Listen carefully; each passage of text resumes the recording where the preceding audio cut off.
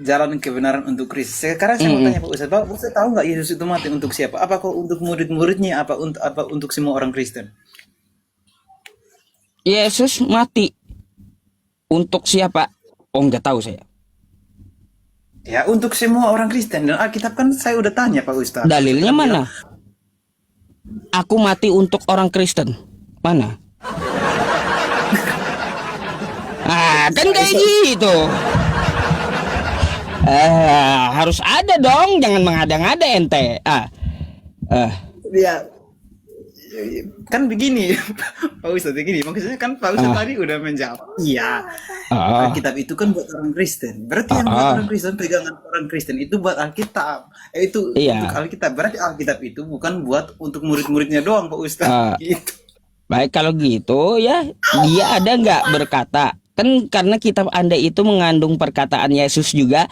Di situ ada nggak dia berkata, ya, aku menjamin Kristen di tiang salib. Nah, jangan mengada-adakan tentang Yesus lah, Bang. Ya, Maksudnya Pak Ustadz gimana? Aku menjamin Pak tentang hal itu maksudnya gimana Pak Ustadz? jangan mengada-adakan kalau perkataan Yesus itu ada di kitab Anda. Semuanya ada tuh. Ya, nggak ada dia mengatakan menjamin untuk Kristen itu, nggak pernah ada, Bang. Karena Yesus tidak pernah mengenal Kristen, Yesus tidak membawa Kristen, dan Yesus pun juga tidak pernah memerintahkan masuk Kristen.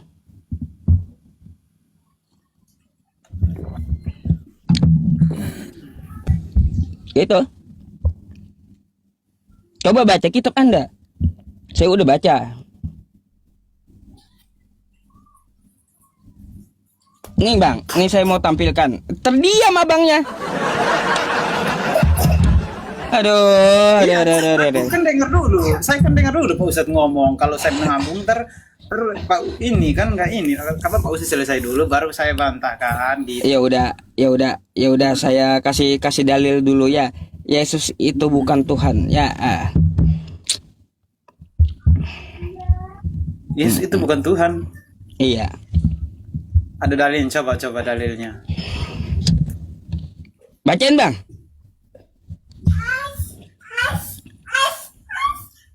Matius 12. Tapi Yesus mengetahui maksud mereka, lalu menyingkir dari sana. Dari sana. Ini apa nih? Yesus hamba Tuhan. Iya.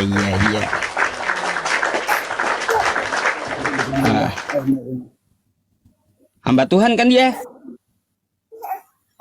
Itu di Matius berapa Pak Ustadz? Matius 12 nomor 15 nih.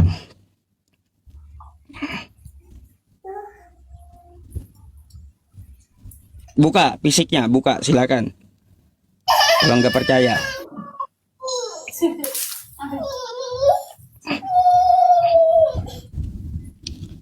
Katanya abang banyak baca kitabnya. Masa itu nggak tahu? Mana sih?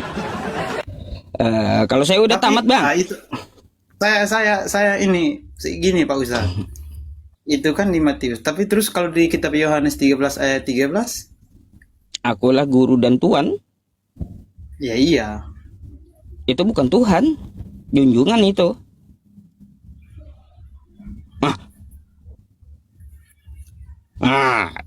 Bingung.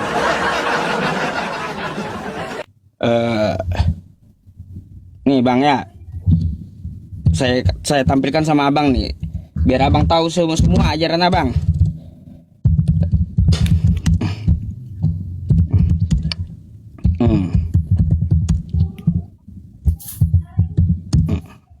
Ntar ya.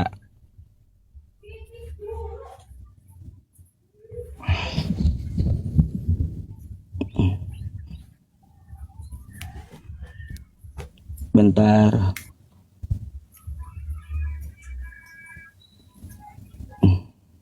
Tuan. Nah, sebentar ya. Yohanes, perubahan kosakata Yohanes nih.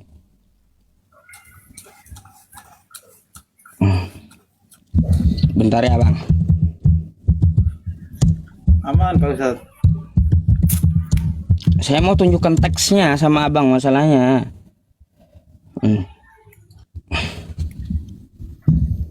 Kalau yang nggak dikasih teks nanti dibilang asumsi kan.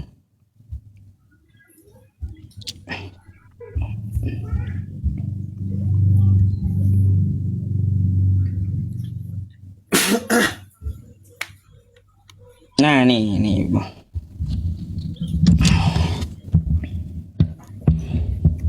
Kalau kita merujuk ya ke sebuah artikel. Nah ini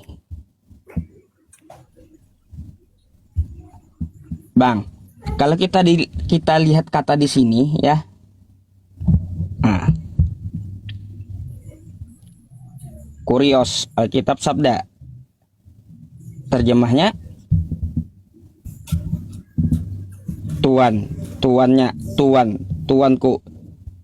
Allah, ya Tuhan. Jadi junjungan atau pemimpin yang disanjung gitu. Jadi kalau di Yohanes 13 nomor 13 dia mengatakan aku guru dan tuan, ya itu kena kritik teksnya Bang, karena di situ teksnya bukan Tuhan. Jadi yang Pak Ustadz pegang itu yang terjemahan itu apa? Yang kuriosnya itu bukan? Iya, kurios. Kosakatanya kurios. Gitu. Iya. Kurios itu tuan, bukan Tuhan. Kalaunya Tuhan, dia theos, Bang. Gitu. Bahasa Yunaninya theos kalaunya Tuhan. Sama aja Pak Ustadz. Muhammad aja nggak bilang dia itu nabi. Kenapa orang Islam dia bilang itu dia itu nabi? Ada Nabi Muhammad bilang dia nabi, ada. Mana? Ada. Nabi Muhammad itu adalah nabi, ada. Dia mengaku dirinya sendiri itu nabi, ada nggak? Bentar.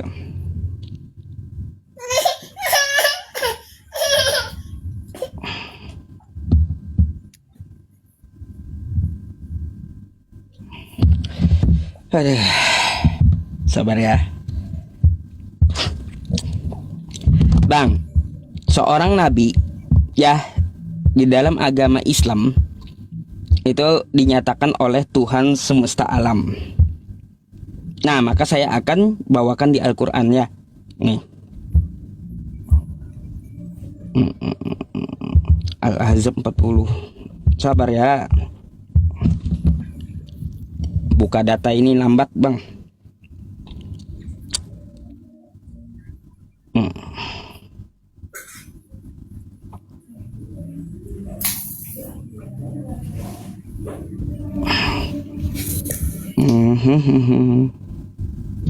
Nah,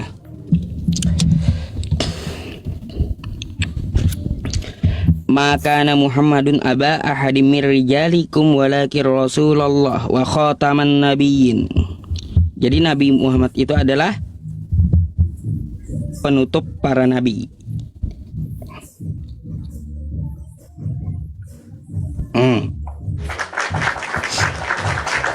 Nih.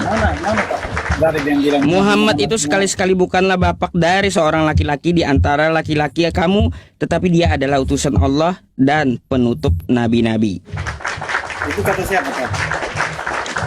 Oh, Tuhan semesta alam langsung yang menyatakan. Bukan Muhammad. Ilah, ngapain Nabi Muhammad ngaku-ngaku? Yang menyatakan dia nabi itu adalah yang mengutus Tuhannya, bukan dirinya sendiri. Beda Nabi Muhammad dengan Paulus itu beda. Kalau Paulus kan ngaku sendiri jadi rasul gitu, dia ngaku sendiri. Gitu loh Bang. Berarti kalau Muhammad dia nggak bilang dirinya itu nabi, tapi dari orang Muslim sendiri yang bilang dia itu nabi, begitu? Bukan dari Tuhan semesta alam, bukan Muslim yang bilang. Al-Quran dari firman Tuhan.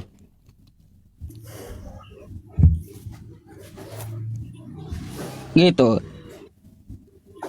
Nah, Jadi gini bang, di Islam itu ibaratnya nih ya, ada seorang nabi, contoh Nabi Isa. Nabi Isa mengadakan mukjizat, tapi tidak tertera di Al-Quran. Kami nggak akan sebut dia nabi gitu, karena Tuhan semesta alam tidak menyatakannya bahwa itu nabinya. Jadi para nabi itu dinyatakan oleh Tuhan semesta alam gitu. Jadi nggak ada nabi itu ngaku-ngaku aku adalah nabi. Kocak. oke Pak Ustadz. Eh, Nggak apa-apa kalau lama nggak apa-apa kan Pak Ustadz? nggak apa-apa, lama silahkan. Yang penting abang kuat matanya. Tunggu bang sebentar ya. Ya Pak Ustadz.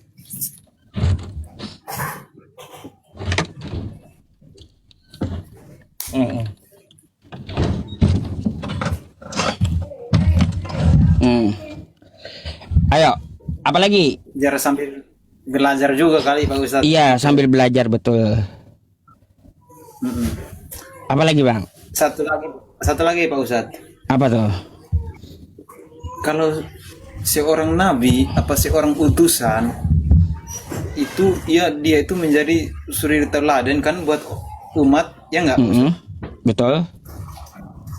Dan kalau Allah itu mengutus seorang nabi ya Mm-mm. mungkin berarti nabi itu ibaratnya dia itu harus suci lah, dia itu nggak berdosa, jadi menjadi suri teladan itu kan orang bisa ini kan Mm-mm. contohnya orang ini nggak pernah buat dosa, orang itu nggak pernah ngapa-ngapain, jadi semua itu menjadi contoh bagi umat ya kan Pak Ustadz? Mm-mm. Mm-mm. Betul. Maksud saya kalau kan aku juga sering-sering juga sama teman-teman muslim. Oh. Kalau memang itu nabi itu adalah seorang yang jadi suri teladan buat umat, berarti dia Terus? harus buat dosa juga dong Pak Ustadz. Dia harus apa? Dia nggak harus berbuat dosa gitu loh. Ya iya, dia nggak berdosa, betul. Nabi Muhammad SAW pun juga maksum dipelihara dari dosa. Kalaunya mengarah ke ini ke dosa, maka akan diluruskan gitu. Oh, berarti dia itu harus misalkan dia berbuat dosa dia diluruskan gitu Pak Ustadz.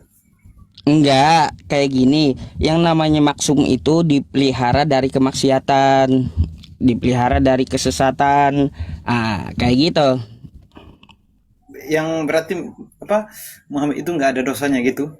Iya, karena dipelihara Allah, dilindungi. Terus kalau memang nggak ada dosanya Pak Ustadz, maaf ya Pak Ustadz saya Silakan. ini kan kalau menikahi anak di bawah umur itu berdosa nggak? Baik, itu bukan masalah dosa atau tidak. Oke bang ya, bukan masalah dosa atau tidak, karena orang menikah kan halal, ya. Oke, orang menikah halal. Tapi di sini yang kita bahas itu kenapa Nabi Muhammad menikahi Siti Aisyah kan kayak gitu, yang di umur 6 tahun. Kan kayak gitu. Abang juga perlu tahu dulu, ya, bahwa musuh-musuh Nabi saya, Nabi Muhammad SAW di zaman dulu, tidak pernah ada satupun mempermasalahkan, Nabi Muhammad kamu menikahi anak kecil. Gak ada. Berarti Pak Ustadz, saya potong ya. Berarti kalau selagi mereka tidak mempersalahkan itu berarti bukan dosa. Nah, sahabat-sahabatnya, orang-orang di sana di kampung Nabi Muhammad SAW itu nggak pernah mengumpat atau menjelek-jelekkan Nabi Muhammad menikahi anak kecil. Nggak ada musuh-musuhnya kayak gitu. Nggak ada. Itu ada ya bang ya, tertera di sebuah hadis riwayat Bukhari ya, Bukhari. Cuma yang menyebutkan usia itu cuma satu jalurnya kayak gitu. Yang hadis lainnya tidak menyebutkan usia. Jadi di dalam hadis Bukhari itu ya, yang dirawikan oleh Hisham dari sanadnya dari Hisham, Nabi Muhammad Shallallahu Alaihi Wasallam menikahi Siti Aisyah 6 tahun dan dikumpuli di umur 9 tahun. Kan kayak gitu. Ah, ini banyak kritik juga dari ulama kami. Karena apa? Yang meriwayatkan itu sudah tua gitu. Apakah kita bisa menjamin dia kuat ingatannya? Karena yang merawikan itu umurnya sekitar 75 sampai 80 gitu. Ah, kritiknya di situ. Jadi kita ambil juga hadis-hadis yang lain. Ya, apakah betul Nabi Muhammad menikahi Siti Aisyah itu di umur 6 tahun? Coba kalau Siti Aisyah itu ya Bang ya, dia mempunyai kakak namanya Asma bin Abu Bakar. Kakak beradik ini selisih umurnya 10 tahun. Aisyah dengan Asma ini 10 tahun. Nah, kita lihat ketika hijrah Nabi kami dari Mekah ke Madinah, saat itu usia kakaknya Aisyah ini 29 tahun. Waktu hijrah ke Madinah, pindah ke Madinah, umurnya 29. Jika umurnya 29, adiknya berapa selisih 10 tahun?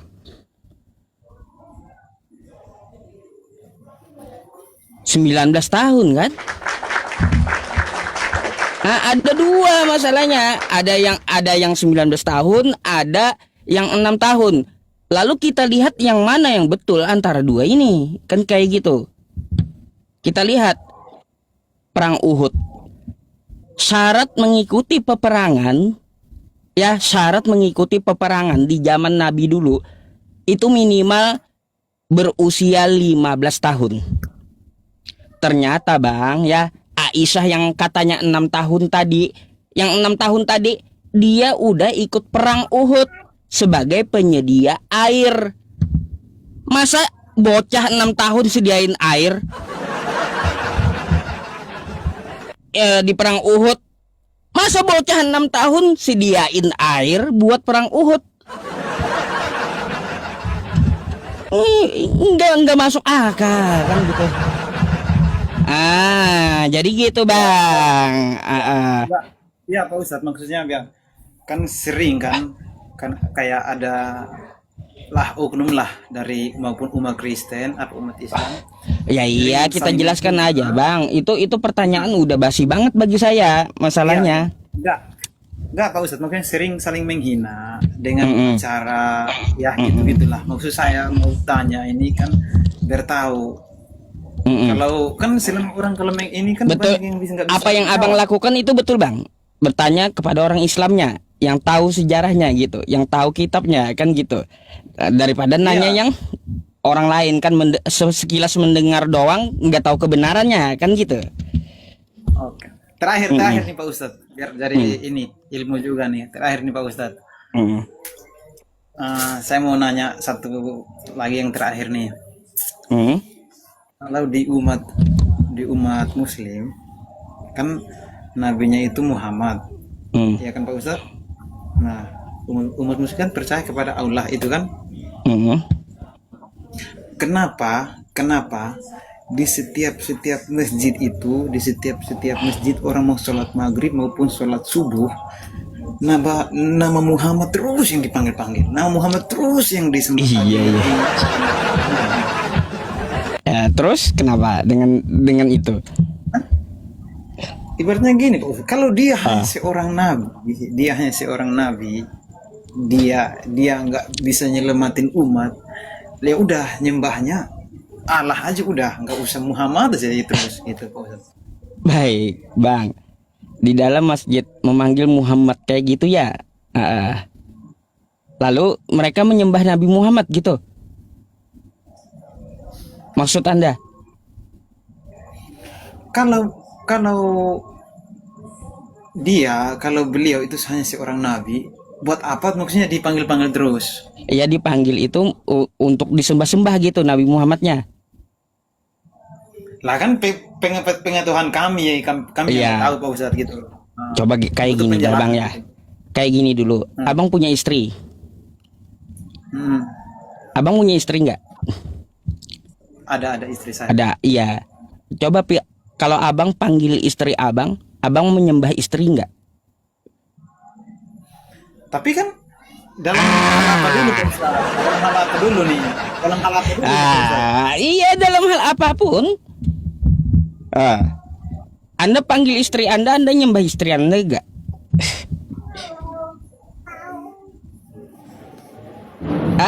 Ayo jawab dulu. Kan masuk logika Anda kan? Artinya apa? Umat Islam itu tidak menyembah Nabi Muhammad. Kenapa memanggil Nabi Muhammad Shallallahu Alaihi Wasallam? Ya, bukan berarti menyembah, tapi memuliakan nama beliau dengan sholawat. Kayak gitu, Bang. Oke. Ada. Masa abang cuma memanggil menyembah? Abang nanti panggil istri abang, nanti dibilang menyembah istri abang pula. Kan nggak tahu Pak Ustaz, makanya nanya ini. Iya, nggak apa-apa, betul. Tanyakan aja, nggak apa-apa. Bagus gitu. Ada lagi? Tanya terus bang, nggak apa-apa bang. Seru juga sama abang ini. Ayo. Buat belajar aja Pak Ustaz. Iya, silakan. Apa lagi yang mau ada unek-unek apa lagi gitu yang Anda dengar tentang Islam gitu loh. Gak enak, kelamaan gak apa-apa Pak Ustaz. Nggak apa-apa. Satu nih lagi nih, biar kata Pak Ustaz keluar unek-unek kan. Nah, Tuhan Allahnya umat Muslim kan maha pencipta, maha pendengar, ya nggak Pak Ustaz? Kenapa setiap hari orang mau menyembah kepada Allah itu harus pakai toa, maaf kata kayak harus teriak-teriak biar semua orang dengar. Itu biar apa? Kan kalau misalkan, bentar ya Pak Ustaz, misalkan kan kalau Tuhan itu maha melihat, maha mendengar, ya udah berdoa dalam kamar, ya pasti Tuhan tahulah isi hati kita. Gitu. Nggak perlu kita harus teriak-teriak. Nah, itu unek-unek saya Pak Ustaz. Silakan dijelasin Pak Ustaz. Di mana teriak-teriaknya bang? Kayak kan gini kalau kayak gimana? Kayak tiap sore terus kayak azan gitu, terus azan. Kalau azannya azan itu panggilan sholat bang, bukan memanggil Tuhan, bukan. Dan itu nama Tuhannya disebut Pak Ustaz. Ya iya, nama Tuhan disebut-sebut ya untuk disembah Allah Subhanahu wa taala.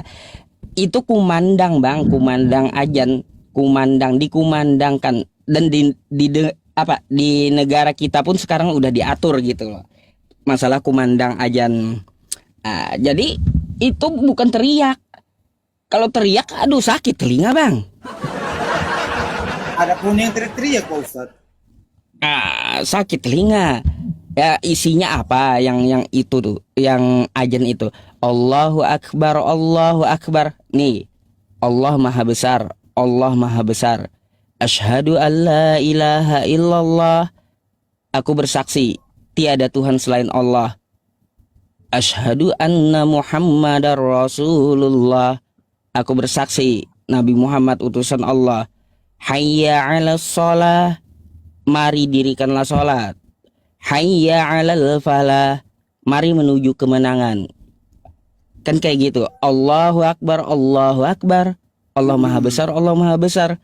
La ilaha illallah. Tiada Tuhan selain Allah. Itu artinya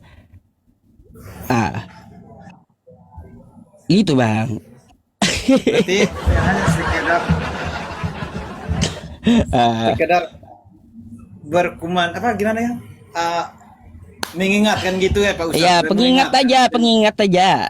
Pengingat waktunya udah sampai untuk ibadah gitu. Oke. Karena apa bang? Karena apa bang? Kami ini ya di dalam agama Islam ya di kitab kami, kita itu diciptakan sebagai manusia fitrah kita itu menyembah kepada Tuhan kita, Allah Subhanahu wa taala gitu. Wa ma khalaqtul jinna wal insa illa liya'budun. Tidak aku ciptakan jin dan manusia kecuali untuk menyembahku. Nah, kayak gitu.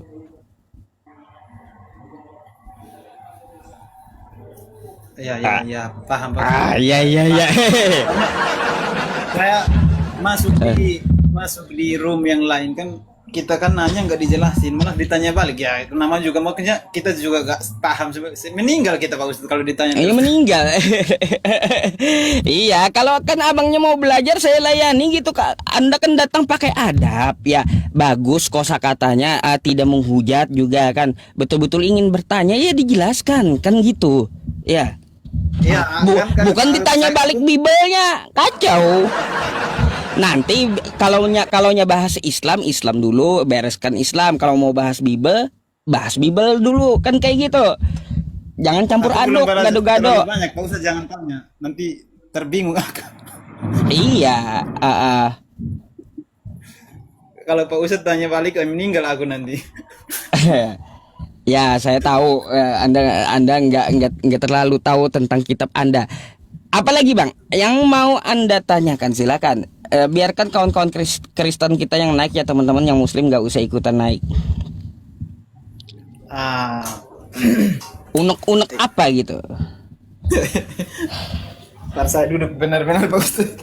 Iya. Soalnya saya ada teman Pak Ustadz juga. Kalau diajak tanya terus mukanya merah nih, nggak enak, emosi beliau. Kenapa kok gitu? Iya Pak Ustadz, ada di teman di kompleks. Kalau saya banyak tanya mukanya merah dia.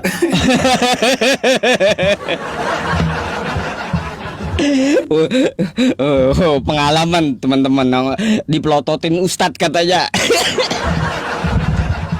Ya udah, tanya apa Bang? Jawabannya. Saya orangnya Pak Ustadz, kalau jawabannya nggak masuk logika, saya bantah. Kalau saya bantah kan, beliau muka merah dia tuh. Iya. Emangnya pertanyaan apa? Silakan. Kalau pertanyaan itu kan kita sekedar membagi. Dia bertanya tentang saya juga saya jawab. Tapi beliau kan nggak kayak Pak Ustadz. Pak Ustadz kan udah baca hampir baca semua kan. Jadi kalau saya jawab kadang-kadang masuk akal, gak masuk akal, dia juga iya aja Pak. Nah, saya kalau nanya balik, udah beliau mukanya merah itu. Oke lah kalau gitu. Ada pertanyaan lain Bang? Ada banyak Pak Ustadz. Nah, silakan tanyakan aja, mumpung ada kesempatan nggak datang 2 kali Bang ya. Satu lagi nih, ini ada satu lagi nih. Kalau nih kan Nabi Muhammad kan saya kutip sedikit dari hadis. Nabi Muhammad itu kan nggak puasa full 30 hari ya kan Pak Ustaz? Ada. Google loh Pak Ustaz, saya pernah di Google pun menjelaskan seperti itu. Ada. Benar gak? Argumen saya ini benar gak Pak Ustaz? Salah. Argumen saya ini benar gak? Salah. Coba Pak Ustaz. Hadis-hadis yang ada Nabi Muhammad itu ya, dia berpuasa dengan mencontohkan puasa-puasa di bulan-bulan lainnya ya. Terus di Ramadan dia full. Gimana sih? Saya buka Google juga kan bilang begitu Pak Ustaz. Nabi Muhammad full puasanya, beliau yang diperintahkan. Ada itu dalilnya Pak Ustaz, biar saya jadi pegangan juga. Bentar ya.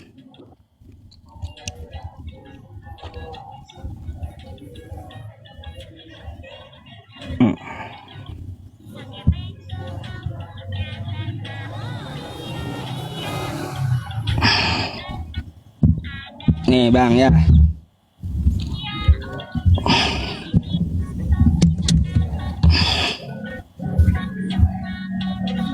Nih bang, kita baca. Saya mau tampilkan artikel sama abang karena bahasa Arab abang nggak bisa, terjemahin dulu nih. Ya. Nabi Muhammad Shallallahu Alaihi Wasallam tidak berpuasa sebulan penuh kecuali bulan Ramadan. Ya. Gitu bang, maksudnya tidak berpuasa tidak sebulan penuh itu ya bang ya. Ini kan kita pakai kalender, anggap aja kalender Masehi saya pakai ya. Oke, mencontohkan gitu. Ini bulan apa? September. Nah, di bulan September ini saya puasa terus 1 bulan. Tapi di bulan yang lain saya nggak pernah full puasanya. Itu maksudnya. Bukan Nabi Muhammad kagak puasa. Salah kaprah kayak gitu. Artinya puasa sunnah. Banyak puasa di Islam bang. Puasa Senin Kamis, puasa Daud. Banyak gitu. Jadi bukan berarti waktu Ramadan Nabi Muhammad tidak full puasanya. Beliau full. Cuma di bulan lain yang tidak full gitu. Jangan salah tafsir.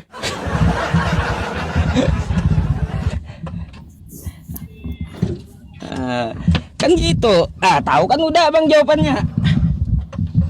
Ya, jadi tahu enggak, ini jadi tahu bahwa soalnya kan saya tanya teman-teman yang lain juga pada iya, beliau enggak puasa 30 hari kata. Jadi saya Iya, Nabi Muhammad itu kalau Ramadan ya bulan puasa beliau puasa sebulan full. Sebagai contoh untuk umat. Tapi di bulan-bulan lain beliau puasa tidak full gitu. Tidak full 1 bulan. Itu maksudnya. Karena ada puasa yang lain, puasa sunnah. Banyak gitu bang.